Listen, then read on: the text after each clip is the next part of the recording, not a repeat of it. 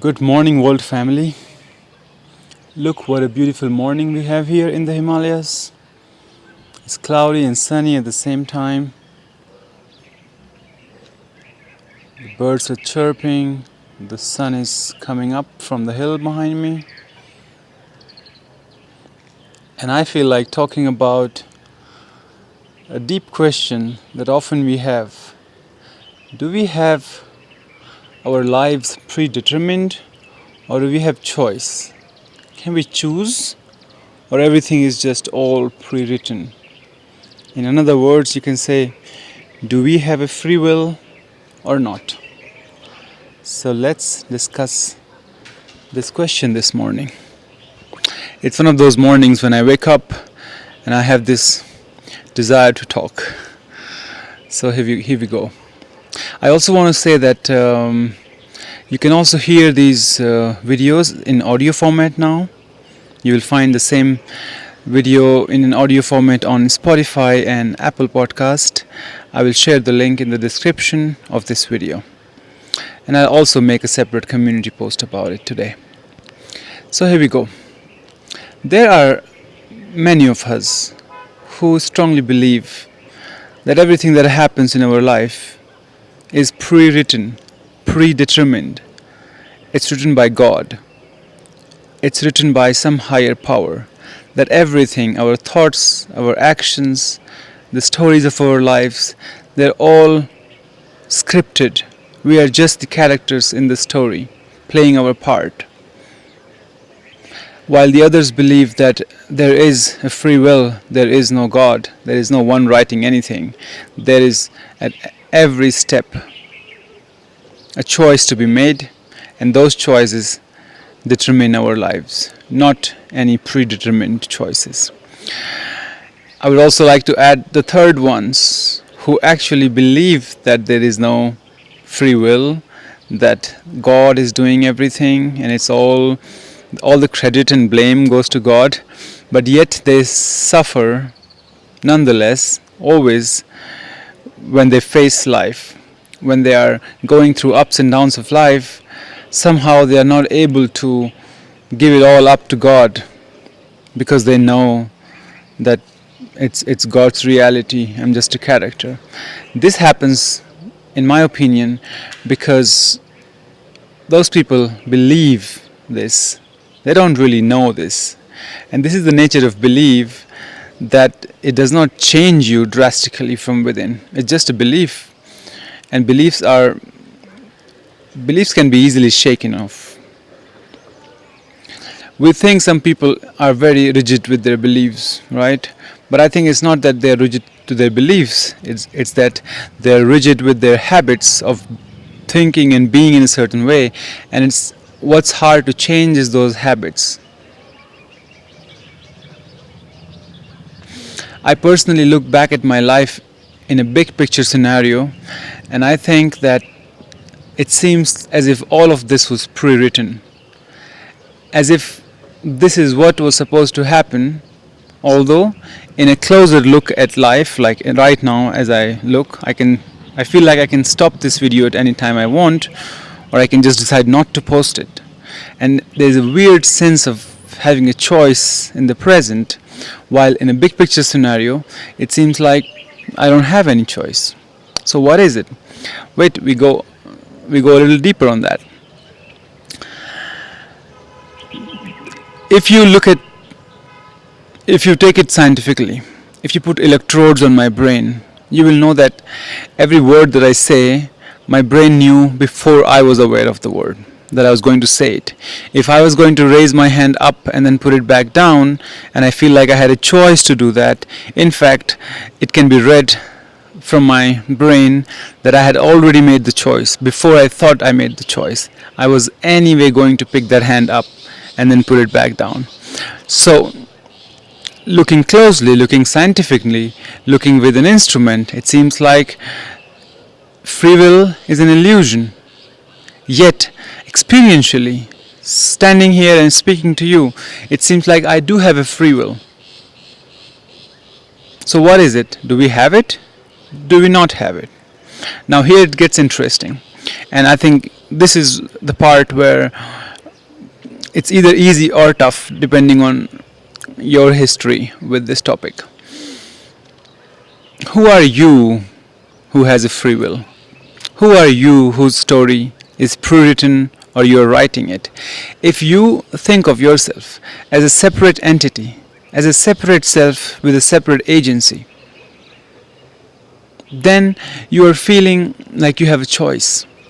Then you're feeling like sometimes you try things, they happen, sometimes you try things, they don't happen. But if you deeply understand, deeply realize, deeply feel that there is no separateness, that the separateness is an illusion caused by your sense organs and your mind, that you are one with everything and everything is one with you, and you are in a symbiosis with your surroundings. The organism and surroundings are co-creating each other at every step, at every moment. That you are nothing but God. Nothing about you, nothing within you is separate from God. You're wholly, it's like the wave in the ocean. There is nothing separate about the wave. It's essentially made of water. It has a movement. It ends. The wave can think, do I have a free will? Do I have a choice to be wavy? Or is the ocean moving me?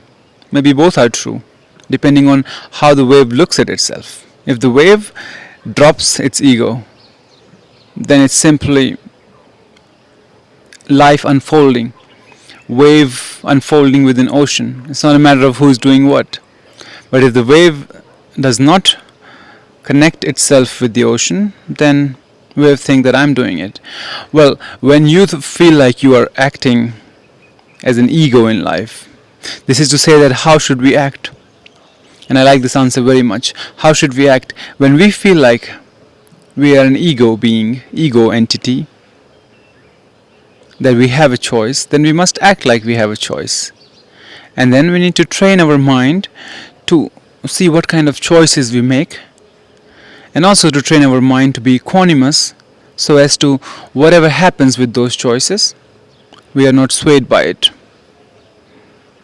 And when we feel one within and without, we just let things happen. We just allow things to unfold as they unfold. There is another thing I would like to say, that karma is such a popular word that it's everybody knows this word. It came out of Sanskrit. It came out of this land, but it's so popular that everybody knows it. Karma is not only the result of your good or bad actions, but it's also every action that you take is a karma. So at any given moment, you are reaping the benefits and bearing the burnt of your past good or bad karmas. At the same time, you're creating the way you respond to those repercussions. You're creating new good or bad karma that will give you eventually good or bad results. So in a way, God could retire after creating the law of karma, because it's a self-fulfilling law. It just keeps on working like that. But again, who is bound by the law of karma? Think about it. Who is bound by the law of karma? Only a separate entity can feel that it's bound by all these laws of good and bad actions. What is good and bad? Seeing from an absolute perspective, what is a good choice or a bad choice? Are you there with me? As long as we live very strongly with the belief that I am a tiny, lowly creature sitting down here, waiting for God to be happy or sad with me, and me and my God are just two separate things. He is omnipotent, omnipresent, omniscient. Me, this little one, don't even know if I have a choice or not. Then I feel like I'm bounded by everything. I need to wear all kind of rings that my astrologer told me to wear, and I need to change the spelling of my name, and I need to move the city. So many things we do to change our fortune and whatnot. But it affects you only as long as you believe that you're separate. only as long as you don't accept life in its totality, only as long as you have wishes and your will against life's will. When there is a separation between what is your will and what is life's will, when they don't feel one and the same thing, all of this drama comes into play. And that's why there is a term called Leela, that all this is Leela. It's a game in a way that it's a play. It's a play that is being played by the universe. And you need to play it like a game, not to become too serious about it, not to be too affected by what happens here. That it's filled with duality, that ups and downs are bound to come. Life and death exist and codependent are codependent. That people will praise you and they will criticize you, they will love you and they will hate you, and you'll do the same to others. And that all of this, if you put it in right perspective, just all of this unfolds. That's how life goes on in this earthly realm. Even the question of, do I have a free will or not? Is my life pre-written or not? Comes from the ego self, comes from the separate self, which says, I need to figure things out. Okay, so I leave you with that this morning and let you figure it out. Once again, let me remind you that the videos are available in audio format on Spotify and on Apple Podcast, and you will find the link in the description below. Thank you for joining me this morning. Have a great day ahead. Goodbye and namaste.